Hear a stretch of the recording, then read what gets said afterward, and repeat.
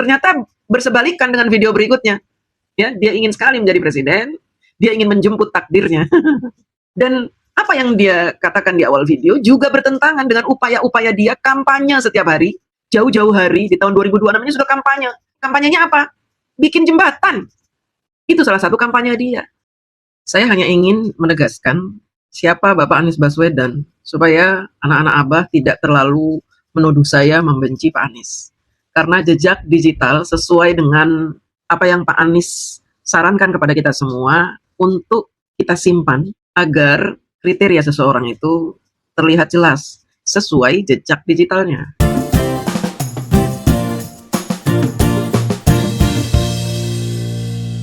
Hai guys, balik lagi dengan saya di channel Mbak Eruyek. Bagaimana kabar kalian guys? Semoga semua baik-baik aja ya. Guys, mungkin benar juga kata Budija ya, demi tidak tenggelam, jadi Abah ini sekarang main plecidenan gitu ya. Sebenarnya dulu pernah juga disebut seperti itu dan sekarang kayaknya ingin mengulang hal itu lagi guys. Padahal udah banyak hal ya rekam jejak kemarin yang dinilai seperti ya kurang pas gitu ya ketika menggunakan hal-hal yang berbau agama gitu ya. Tapi sekarang seakan-akan terulang lagi gitu. Dan memang yang lebih lucunya gitu ya, ada beberapa momen ketika Pak Anies itu meresmikan beberapa kayak misalnya jembatan-jembatan kecil gitu ya. Sebenarnya yang lucu itu ada komentar gitu guys dari netizen yang mungkin pendukungnya Abah juga yang dia bilang, Prabowo mana bisa, ini kan gimana logikanya, masa Pak Prabowo nggak bisa bangun jembatan sekecil itu aja, gede aja bisa apalagi sekecil itu, kenapa dibandingkan dengan Pak Anies gitu guys. Ini kan rasanya kayak main plecidenan, bener kata Budi J. Coba kalian perhatikan deh videonya, ini dia. Ternyata bersebalikan dengan video berikutnya. Ya, dia ingin sekali menjadi presiden, dia ingin menjemput takdirnya. Dan apa yang dia katakan di awal video juga bertentangan dengan upaya-upaya dia kampanye setiap hari, jauh-jauh hari di tahun 2026 ini sudah kampanye. Kampanyenya apa? Bikin jembatan. Itu salah satu kampanye dia. Saya hanya ingin menegaskan siapa Bapak Anies Baswedan supaya anak-anak Abah tidak terlalu menuduh saya membenci Pak Anies. Karena jejak digital sesuai dengan apa yang Pak Anies sarankan kepada kita semua untuk kita simpan agar kriteria seseorang itu terlihat jelas sesuai jejak digitalnya. Maka dari itu, kita akan bahas jejak digital Bapak Anies Baswedan. Yang pertama, ketika Bapak Anies ditanya, apakah akan maju Pilpres? Jawabannya seperti ini, teman-teman. Mau duet sama Pak Ahok nggak di Pilpres? Apakah ada rencana kolaborasi dengan Pak Ahok di kemudian hari? Ini salah satu yang terbanyak, mungkin 20%. Nah, memang saya pasti maju. Belum tahu kita. Pertanyaannya sih kalau dipasangkan dengan Pak Ahok, jawabannya emang saya pasti maju. Merendah sekali Pak Anies ini ya. Jadi kalau soal maju dan tidak itu seringkali di luar kendali kita gitu. Tergantung apa biasanya? Apa? Tergantungnya banyak faktor. Jadi kalau saya sering katakan bahwa ketika saya kemarin dicalonkan menjadi calon presiden itu adalah sebuah amanah, sebuah kepercayaan. Saya anggota partai politik bukan, saya punya kapital juga tidak. Gitu. Ini adalah sebuah kepercayaan. Jadi seolah-olah ketika beliau ini diminta untuk maju menjadi calon presiden itu bukan kemauan dia, ini adalah amanah. Dia ditugaskan oleh orang yang meminta dia untuk menjadi presiden. Ya, seolah-olah dia ini tidak butuh jabatan presiden, tapi karena dipercayakan, diamanahi, jadi dia maju gitu ya. Padahal yang ditanya kalau maju sama Ahok gimana? Jawabannya tuh merendahkan diri. Lanjut ya. kemudian partai-partai politik, kemudian mempertimbangkan nama, kemudian itu sebuah kehormatan. Tapi kendalinya nggak di tangan kita, karena saya tidak ikut dalam pengambilan keputusan. Gitu. Ya. Tapi apabila kendalinya tidak di Pak Anies karena dia bukan yang mengambil keputusan katanya. Karena dia nggak punya modal, dia nggak punya kapital, nggak punya modal maksudnya. Kemudian dia nggak punya partai. Jadi kalau ada partai-partai yang meminta dia maju untuk nyapres, ya kendalinya ada di partai-partai itu. Ada di bohir-bohir yang membiayai pencapresan Anies Baswedan, begitu maksudnya. Ini ada korelasinya dengan apa yang pernah saya katakan bahwa Bapak Anies itu akan maju jika bohir-bohir bersedia membiayai Bapak Anies. Tetapi kalau melihat pengalaman tahun lalu, tentu bohir-bohir juga akan berpikir 1000 kali untuk membiayai Bapak Anies. Karena pencapaian angka Bapak Anies itu hanya 24% maksimal. Dan 24% itu sangat kecil. Jadi mungkin bohir-bohir akan berpikir ulang. Kecuali Bapak Anies mau bergandengan tangan dengan Ganjar. Atau paling tidak dengan Pak Ahok, parpol PDIP.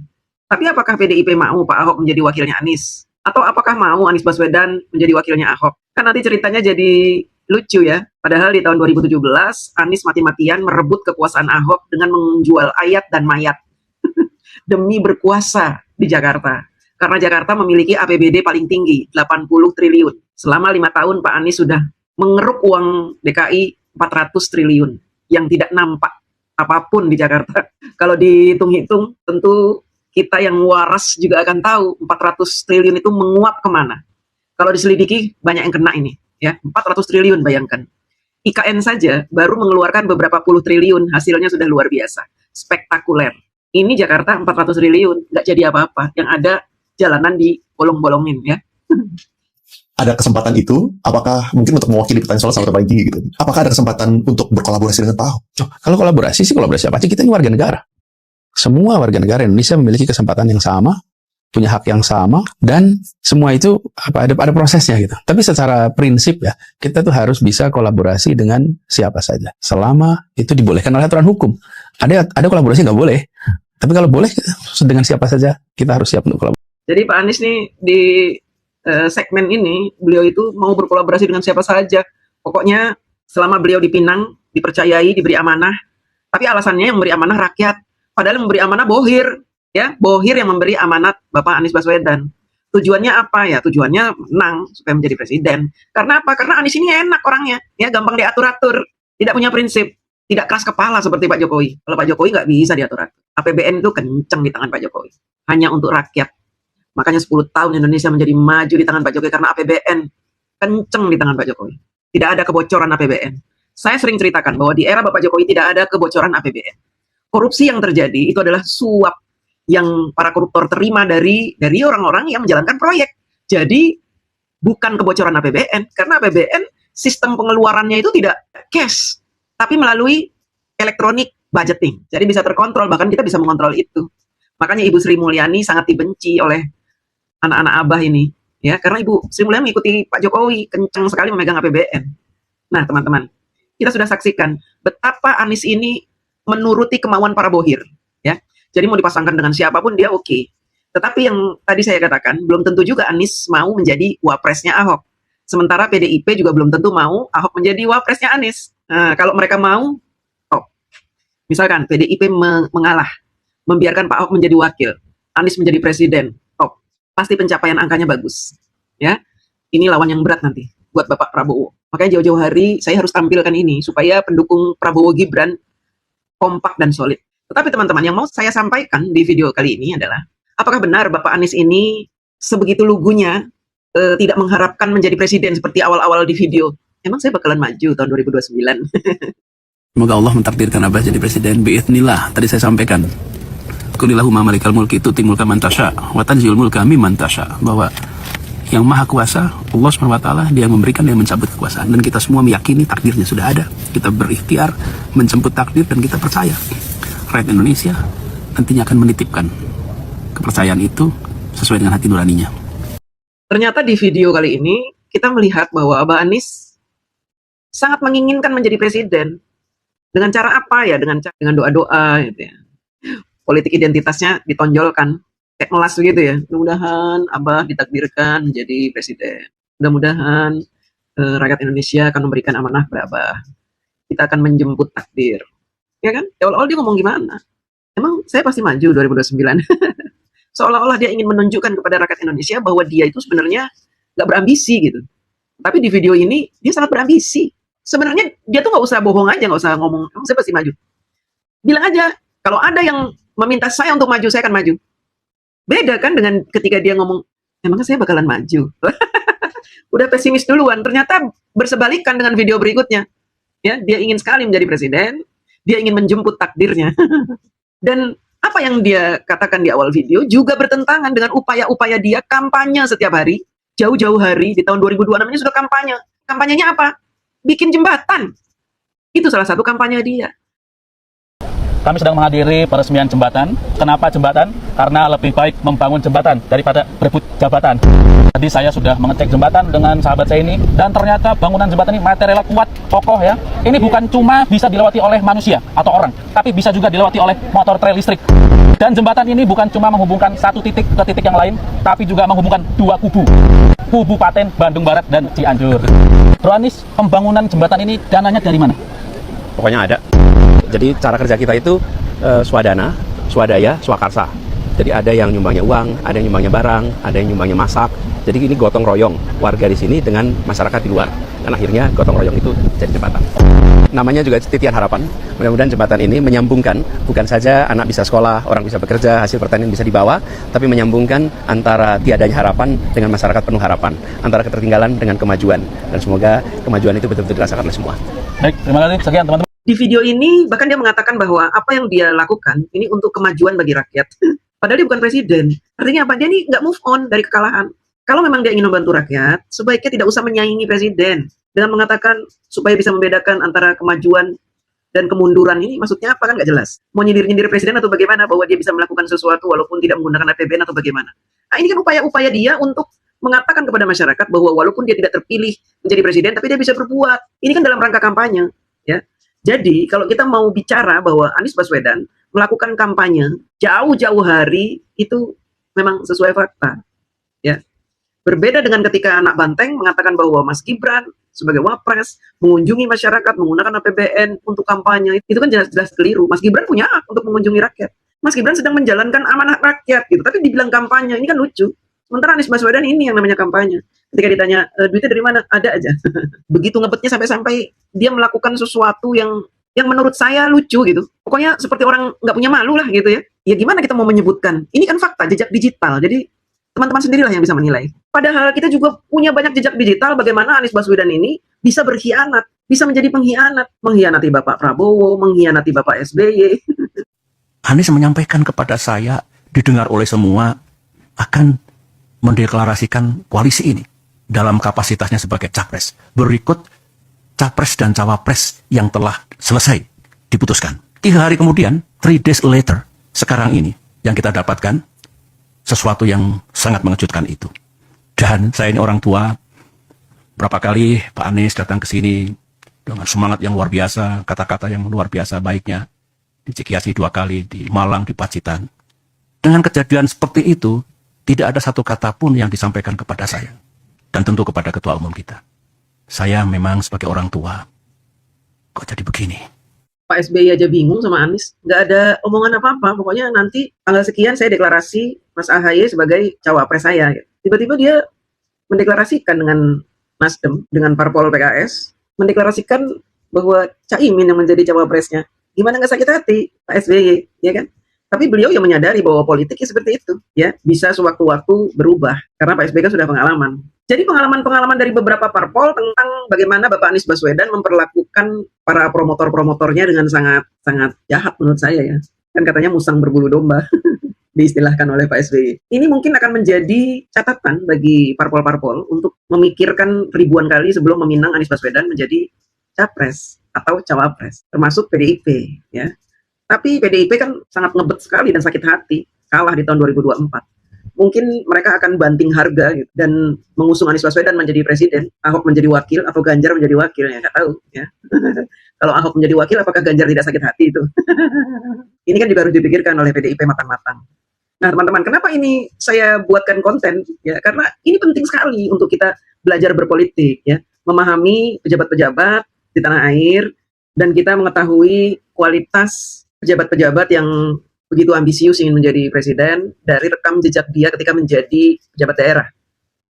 Ini kan harus kita hitung dengan cermat gitu ya. Jangan hanya kita melihat fisik, melihat jualan agamanya gitu ya. Kemudian melihat manis dia bernarasi-narasi yang seolah-olah cerdas, padahal isi narasinya itu banyak dibalut oleh kebohongan. Dan kita tahu siapa saja sih pendukung Anies Baswedan ini. Hanya menyampaikan bahwa hari ini betul Jawa Barat sudah mendeklarasikan berdirinya GMKR. GMKR ini adalah merupakan wadah perjuangan seluruh yang namanya rakyat Indonesia dalam rangka mengembalikan atau mengambil kembali kedaulatan yang seharusnya memang berada di tangan rakyat. Kepada seluruh bangsa dan setanah air, bersatulah dan masuklah kepada jajaran GMKR dalam rangka mempertahankan keutuhan NKRI, Negara Kesatuan Republik Indonesia yang berdasarkan Pancasila dan UUD 45 yang wilayahnya dari Sabang sampai Merauke. Tidak ada kata lain kecuali rakyat harus berjuang untuk mempertahankan keutuhan NKRI. Selamat berjuang. Emang negara kita nggak utuh apa gimana? Emang negara kita berpecah-pecah? Ini kan orang-orangnya Anies Baswedan ini sedang memberikan, orang-orangnya Bapak Anies ini sedang memberikan framing bahwa negara kita ini tidak utuh, tidak berdaulat. Jadi kita harus rebut. Gimana cara merebut kedaulatan? Ya masuk ke kumpulan mereka itu, katanya gerakan rakyat apa-apa itu ya, yang katanya sudah berdiri di Jawa Barat. Ini sebenarnya apa? Ini mereka dalam rangka mengkudeta pemerintah. Anies Baswedan ini, pendukung Anies Baswedan ini mau mengkudeta. Katanya negara kita tidak berdaulat, ngawur ini. Ini kayak begini-begini nih pengikut Anies Baswedan. Kemudian ada lagi pengikut Anies Baswedan ini. Kayak begini nih, kelakuannya kayak begini nih, ya benci sekali sama Pak Jokowi. Kalau perlu, ya gunakan lie detektor untuk Jokowi, bohong atau tidak. Kalau perlu, periksa kejiwaannya. Harus begitu. Kalau enggak, gimana kita? Pakai undang-undang kesehatan jiwa ya? Iya. Periksa dia. Kalau enggak repot. Ngapain periksa Pak Jokowi berbohong atau tidak? Hanya gara-gara ijazah aja harus pakai lie detector. Kamu nggak percaya sama UGM, nggak percaya sama KPU, suruh memeriksa kebohongan. Kamu itu pembohongnya. Coba periksa Anies Baswedan itu, lie detector coba tuh Anies Baswedan itu. Ya Yusuf Kala itu coba pasangin lie detector. Teman-teman kamu itu si Roy Panji, kemudian si Tipa-Tipu itu ya. Coba diperiksa kejiwaannya itu, ya. Pakai juga alat lie detector. Jangan ke Pak Jokowi yang dituduh kok. Sampai detik ini tidak ada bukti bahwa Pak Jokowi ijazahnya palsu kok. Kok kamu yang ngotot mau memeriksa Pak Jokowi kejiwaannya? Kalian itu yang kejiwaannya mesti diperiksa. Gila kalian itu. Kita dengerin lagi nih, salah satu pendukung Anies Baswedan nih, sama tentara juga, orang gila ini. Mantan tentara yang dipecat karena membunuh rakyat. Satu hal yang perlu saya sampaikan, waspadai. Mungkin dalam kurun waktu dekat, tidak sampai tanggal 20, dia bisa menghilang. Maka semua harus pasang mata dan pasang telinga. Jangan biarkan dia lepas. Hancur bangsa ini. Dia tidak bisa membalas kerugian negara dengan hanya meminta maaf. Dia tidak bisa membalas kerugian negara dengan melaksanakan doa atau sholat tobat. Tidak bisa. Penjara pun tidak bisa mengurangi tebusan dosa-dosanya. Oleh karenanya seluruh anak bangsa waspada. Sebelum tanggal 20 ada kemungkinan dia melarikan diri. Oke, itu saja yang saya sampaikan. Tetap semangat bahwa kita pasti akan bisa menyelamatkan bangsa yang besar ini demi anak cucu kita. Yang hadir di sini semua adalah mereka-mereka yang sangat mencintai Republik ini. Tai kucing kamu mencintai negeri ini. Oh, Pak Jokowi nggak melakukan apa-apa kok katanya mau kabur. Jadi ketika Pak Jokowi mengucapkan permintaan maaf sebelum beliau pensiun, ini orang ini ya sudah ngoceh-ngoceh katanya Pak Jokowi akan melarikan diri karena sudah merugikan bangsa. Mana buktinya Pak Jokowi sampai sekarang ada? Kok malah kalian kayak cacing kepanasan melihat Pak Jokowi dikunjungi oleh rakyat? Ini penjahat-penjahat ini adalah pendukung Anies Baswedan, teman-teman. Orang yang tidak pernah sekolah, tidak punya agama, tapi selalu membawa-bawa nama rakyat, memprovokasi rakyat supaya membenci Pak Jokowi, menuduh Pak Jokowi, padahal faktanya sampai saat ini Pak Jokowi nggak kemana-mana, ada di tempat. Bahkan mereka menuduh Pak Jokowi katanya menghilang itu Pak Jokowi yang ada di Solo itu bukan Pak Jokowi katanya, cloningannya orang sarap itu, yang harus diperiksa kejiwaannya kan mereka. Ya kan, kenapa dibolak-balik gitu. Nah inilah teman-teman ya, kenapa video ini saya buat supaya teman-teman mawas diri juga, bisa dengan bebas mencaci maki, memprovokasi, mengintimidasi, menteror rakyat, menteror pendukung Pak Jokowi, karena jagoan mereka kalah, Anies Baswedan kalah. Sehingga dengan kebenciannya dia ingin membuat negara ini gaduh, mengatakan bahwa negara kita tidak sedang berdaulat, mengatakan bahwa Pak Jokowi akan kabur, Pak Jokowi merugikan negara, padahal mereka tidak punya bukti. Oke guys, jadi seperti itu ya momen-momen yang disoroti oleh Budi J mengenai Pak Anies Baswedan yang rasanya memang menolak untuk tenggelam ya, sehingga main pelaciden-pelecidenan kalau mereka sebut guys. Ya kalian bisa nilai sendiri lah kira-kira siapa yang memang pandai untuk berbicara, beretorika, memberikan janji-janji gitu. Dan bedakan dengan orang yang memang memberikan bukti gitu yang sudah terlihat rekam jejak seperti apa guys. Dan kalian tinggal pilih saja ingin pemimpin masa depan Indonesia ini seperti apa, apakah seperti Abah atau mungkin kalian punya pilihan yang lainnya. Pilihan di tangan kalian sendiri guys. Silahkan tulis pendapat kalian di kolom komentar ya. Jangan lupa juga untuk like dan subscribe channel Mbak React. Sampai jumpa di video-video lainnya. See you.